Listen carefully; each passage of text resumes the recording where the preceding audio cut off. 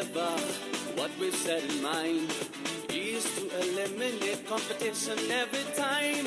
M is to muscle, away to the top.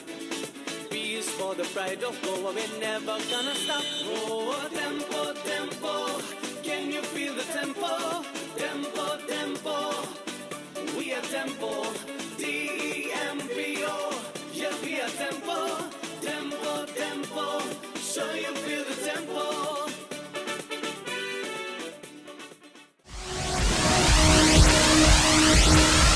This club is a creation of players. It's a creation of people, patrons, starting from my grandfather, my granduncle, Sri Vaikuntrao Tempo, my father, my late uncle, Sri Vishwas Tempo, who were so passionate. And their only buzzword, it was in the DNA to say that we must win. That's why, other than Valanka pointed out to me that you don't have an IFA shield that Churchill has got. Other than the IFA shield, we have won every single tournament in the country that you can name. And we have also had the privilege to play in the AFC semi-finals, championships, playoffs, so which I think is a big feat for any Indian club to achieve. Winning and losing is a part of everyone's team history. We have had our downs, we have got relegated, we've gone back to second division, we've fought our way up, come back to the first division. But the only club which won 5 times I-League in 8 years, I think is a record of sorts. But one thing I've learned in winning and losing, and my friend Shivanand is sitting in the audience, the first time I learned to be a sporting spirit, take a defeat in a stride, is when I saw him. I was barely 6.5 or 7 years of age. And I think Shivanand must have been in his 20s then. And Shivanand had a habit of sitting with the players. He never sat in the audience as a VVIP. And I went with my, that time 60-odd-year-old grandfather. And for my grandfather, we had to win. There was no other. His football means he had to win. And Shivanand was sitting with the players. And I saw when, Tempo and Salgaonkar used to play, we were really, really arch rivals. And when Salgaonkar lost that game, Shivanand came, he could have very well gone with the players. Shivanand came all the way from sitting with the players to my grandfather and congratulated him. I think that's where I learned that losing is a part of the game. And whenever you lose, you take it with a stride. I can't name everybody, as I said, but there are 2 people I'd like to name who have actually held the club during its highs and lows. One is Mr. Manuel Ribello, late Manuel Ribello, who actually convinced my grandfather with a partner of ours. We had a partner called Souza, and the company was known as Tempo Souza. So Mickey Souza and Manuel Ribello actually convinced my grandfather to start a club. And the second person was late Mr. Vilas Sardesai, he even went to the extent of becoming the vice president of AIFF, who saw to it that the club got the best. We were at a time the most expensive club. We paid the highest compensation to players.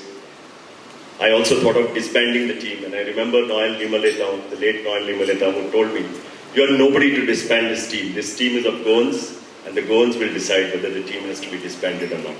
You have to perform the duty of spending the money on the team and making it the best." So these are some of the great memories that come along with the trophies, that so much of adulation, the love, respect from Goans that we have got. And at the end of the day, before closing, I must say that these are the players. We have decided today to felicitate only 50 of our best players. We can't felicitate 500. And that was another daunting task. Which 50? So we got an independent panel of experts like coaches, ex-players, and said, "You please choose, because for me, every player is the best." So if somebody is missed out, my heartfelt apologies, because I can't felicitate everybody. But you all are representative of that felicitation, each one of you. And I was so happy to see everybody. Inas came to me and he says, "I played in 67. I said, "That was before I was born." So you can imagine the club's legacy, the history. So with these few words, once again, I'm deeply touched. And if I've left anybody, please forgive me, because there are so many people who have contributed to this team. Dr. Rufin Montero is here of GFDC, who has been a great support to our club. whether in the grassroots program or otherwise. And we have always believed that this is a multi-stake approach, a partnership approach between various clubs and the government. And the only thing I want to say is the commitment to future. Mr. Patel, we are starting an academy. We have already chosen 24 boys. We are going to pay a fully funded tuition fee to them, including their school, their stay arrangements, everything. And I hope that these guys are picked up by Jaydev one day in their FC Goa team. Because that's the dream, that they go to FC Goa and then they go for the national team. So with this commitment for the next 50 years, I just say a warm, big thank you to all of you for having come and blessed us today. Thank you. It was in 1967 that visionary industrialist and chairman of the Dempo Group of Companies, Mr. Vasantrao Dempo, acceded to the request of Mickey, the son of his partner Marcelino de Souza, and agreed to start a football team. This far-reaching decision, in the words of former international player, coach and recipient of the Dhyan Chand Award, Shabir Ali, turned Indian football upside down. Busy in building his industrial empire, Mr. Vasantrao Dempo had no time to look after the football team. He entrusted this work to Manuel Rebelo and Mickey de Souza. The message to them was loud and clear. To us, only winning matters. With this clear direction, Manu and Mickey went on to build a team, entering into a tie-up with Club Desportivo de Bisholi. The club was later renamed Dempo Souza Bisholi FC. As another Goan mining giant, Shantilal decided to wind up their team. Dempo quickly acquired the services of their coach, Cyril Ferrao, the only Goan with a football coaching diploma from the National Institute of Sports. Outstanding players like Felix Barreto and Inacio Fernandez followed Cyril to the club. They were followed the very next year by Socorro Coutinho, Felix Afonso, and a handful of players, led by the mercurial B.B. Thapa from the 3rd Military Training Center in Naveli. But success did not come easily. After commendable performances in the local league, the Bandotkar Gold Trophy, and outstation tournaments like WIFA Championship and Saith Nagji, Dempo finally won the Goa League for the first time in 1972, defeating Cesar Goa in the replayed deciding match. Dempo also won the Goa Super League and were joint winners with Vasco Sports Club in the Police Cup. Dempo retained the Goa League title in 1973 and put up commendable performances, reaching the finals of the Bandotkar Gold Trophy and the Nizam Gold Cup. The acquisition of some of Goa's outstanding young players like Nicolas Pereira, Rosario Rodriguez and Francis D'Souza made the team stronger. The best seemed just around the corner. Before the All India Football Federation introduced the Federation Cup and the National Football League, Rovers Cup was the most important tournament for Goans. Unfortunately, the title had eluded Goan clubs. Vasco came close twice, but faltered in the final. It was Dempo Sports Club who fulfilled the aspirations of all Goans, winning the prestigious trophy dramatically for the first time in 1975. The final had to be abandoned first due to the behavior of the crowd, and when the final was replayed 12 days later, Dempo emerged triumphant as they defeated Tata Sports Club by a solitary goal, scored through a penalty converted by K. Williams in the dying minutes. For Goans, Dempo's historic win in the Rovers Cup was a matter of overwhelming joy, and the feelings of Goans can be summed up in the words of Srinivas Dempo, then just 6 years old. Srinivas Dempo, now the club president, recollects. The achievement brought a sense of great joy to Goa. Goans have always been fun and football-loving people, but to see our supporters raucously celebrating the triumph when the team returned home was unforgettable.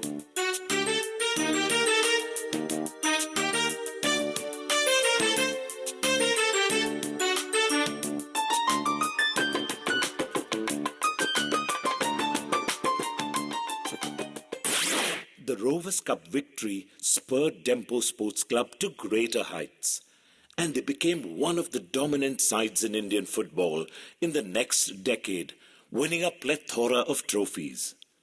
These triumphs include 4 Rovers Cup trophies, Stafford Challenge Cup twice, Nizam Gold Cup, Bordeloy Trophy, Bandotkar Gold Trophy a record 6 times, Sher-e-Kashmir Cup, Jalil Cup, and a record triumph in the Goa League for 5 years in a row, from 1977 to 1981.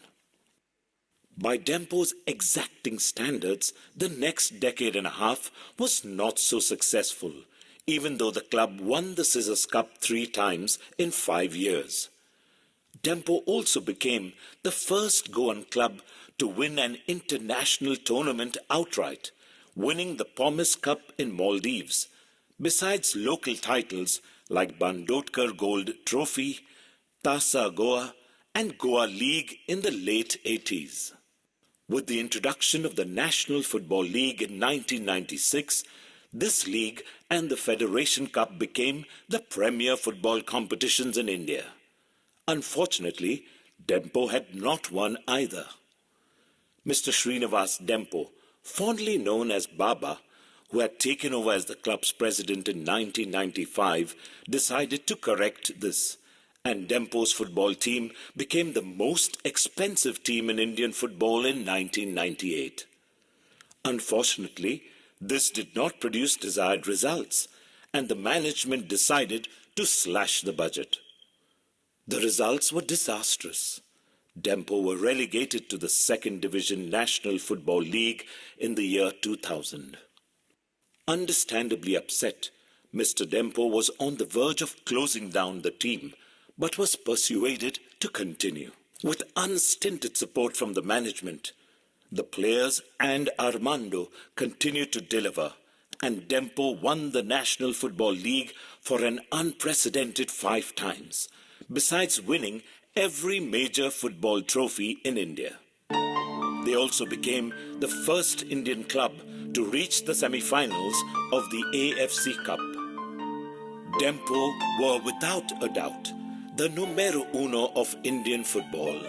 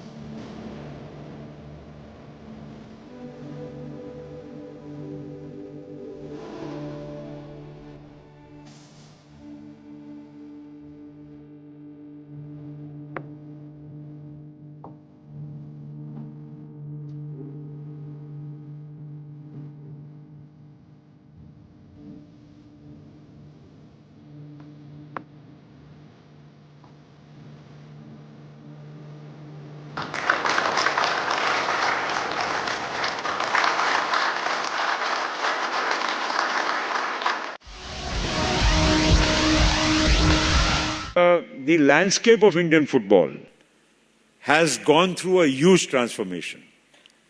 Today, Parikarji, half the new lot of players comes from Northeast, small states in the Northeast. Like Goa is a small state, but they have also, of the last 10-15 years, made a huge quantum jump in the football landscape of India. Other places also need to be brought into the footballing ecosystem of the country, because Indian football, from the days we saw in the film, which used to be an amateur sport, where companies like Dempo, Salgaonkar, Sesa Goa, families like Churchill or Sporting de Goa or others in the past, many names used to be there in the past, they all did it out of a sense of passion and commitment. But then the landscape of Indian football has changed. Today you have to invest so much more into football because of the whole game going through a change. FIFA, the parent body of football in the world, or even Asian Football Confederation under which we are governed, are also looking at more and more professionalism and more investment into the game.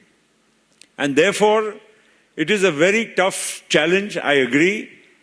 There is no perfect solution, but I must say that a lot of churn which is happening in Indian football will eventually, I hope, settle down and will be for the long-term benefit of football, not only in Goa, but in the whole of the country.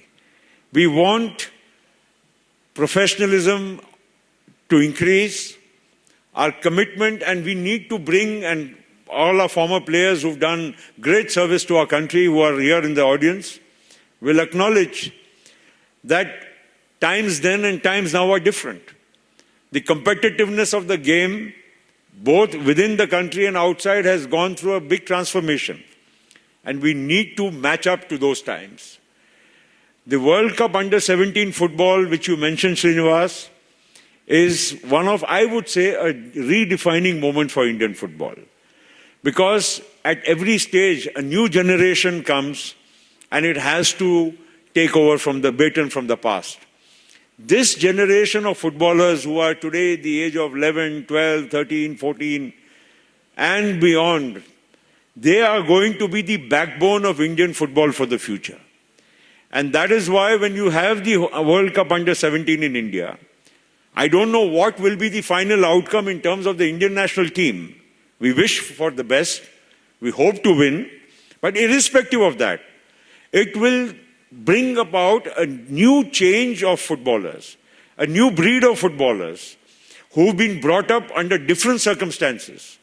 Many of you who played football come from very humble backgrounds. You didn't have probably enough either equipment, neither good shoes, neither good balls to play, neither good grounds. You came up the difficult way, but because of your commitment and your passion, you had the chance to represent Goa, Dempo or the country. But today the whole setup is different.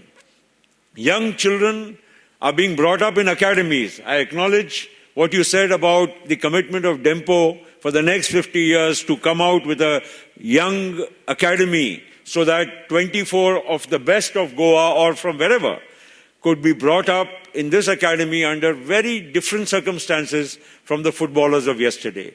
And that is important, because if India really, we may be very passionate, but what are we in the world? We used to be 173 just about a few years ago, Mr. Parikar. We have now been lucky and we've been happy that we've come into the first 100. We have just 100 now in rank. But 100 is no reason to celebrate. It is no great consolation. Yes, it is an achievement. But we should be happy when India at least reaches the top 50 of the world, because that is when any of those 50 teams on any given day can be beating any of the rivals in that top 50. So India has to aspire to reach there. And that is something which we all will have to work very hard. It's not easy. Everything looks rosy from the outside, the grass is greener from the other side. But the real challenge is to marry the interests of every stakeholder and to make India into a great footballing nation. I don't want to go into any long speeches, except I would say, and I would urge Srinivas, I would urge Shivanand, I'd urge all the others to look at football from a different paradigm. You all have run it with a lot of commitment and enthusiasm, but you all also now need to slightly tweak the model and try to come back to Indian football in a much stronger way. Parikar Sahib, kahi kara, या 2-3 लोगांना तुम्ही सांगा कि you have to come back to Indian football in a much bigger way. And therefore, and I say this because the I-League, as I have mentioned, I have given an interview to Marcus, that I-League is not gone away with, it's not done away with. We want a stronger footballing ecosystem to come to the country. At some stage there will be these initial little hiccups which we are facing. I'm sure these will be ironed out in the next 2 to 3 years. A very comprehensive and a good roadmap for Indian football with everybody's commitment and everybody's participation, I'm sure will be rolled out. I congratulate Baba Depo for these 50 years. Incidentally, a thing which I normally would not have said in the public meeting, but I can tell you, Baba, that when I went to Delhi, I realized that Dempos are known more by football than their other businesses.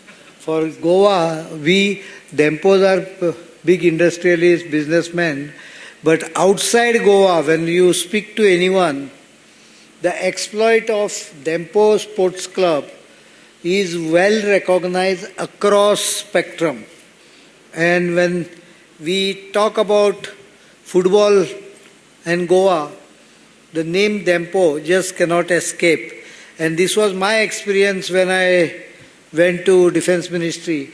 Everywhere when I talked about football or any sports, the name Dempo Sargaonkars was almost known by everyone. And it was known from northeast to Kashmir and to south. So this club probably has not only improved its own brand image, but also has contributed a lot to the brand image of the Dempo Group as a whole. And it's a very costly affair to maintain clubs, but I once again congratulate them and wish that they take part in much higher level of football. As you said, Goa has a passion for football, and there are so many fields which have been mapped. What is the reason that possibly we did not reach that level in terms of performance? I think that was because way down the line, people forgot about football and started playing cricket. And that too not with season ball, with tennis ball and 2 overs, 3 overs, 4 overs game. It is only during last term of mine when I declared football as a sports of the state, and we started activities for which I should also congratulate Dr. Rufin Montero.